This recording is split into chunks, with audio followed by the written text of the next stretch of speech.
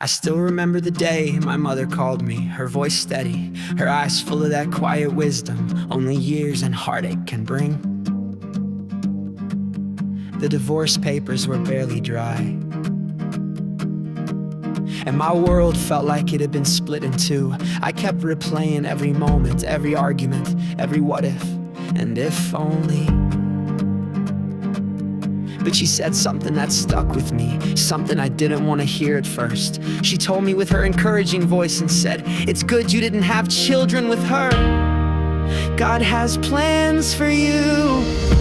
At the time her words felt cold. I thought she was just trying to make me feel better, to patch over the emptiness with platitudes. I could hear her opening her Bible and she read Jeremiah chapter 29 verse 11. "For I know the plans I have for you, declares the Lord, plans to prosper you and not to harm you, plans to give you hope and a future."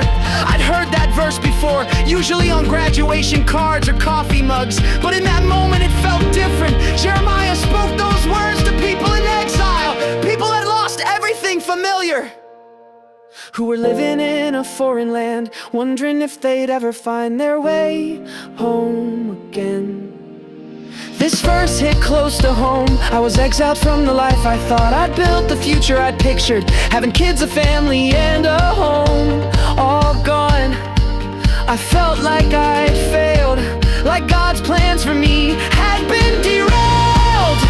But as I sat with those words, I realized something. God's promise wasn't for an easy life or a life free from pain. The Israelites had to wait 70 years to see that promise fulfilled. Most of them never saw it in their lifetime.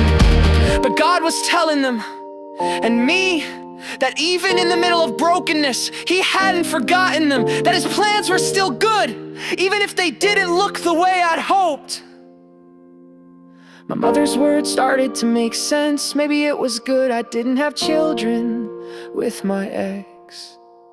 And not because children aren't a blessing, but because God was sparing me.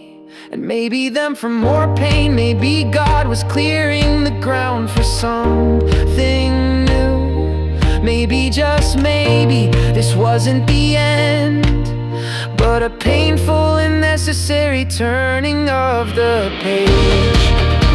Jeremiah chapter 29 verse 11. Isn't a guarantee that life will be smooth, or that I'll get everything I want, but it is a promise that God is at work, even the mess that He can bring. Hope out of loss, a future out of ruins. I'm learning to trust that, to believe that my story isn't over, and that God's plans for me are still unfolding. Plans for hope, for healing, for a future I can't yet see. So I hold on to that. I take comfort in knowing that, like those exiles, I'm not forgotten. God's plans for me may not look like what I expected, but they are good, and that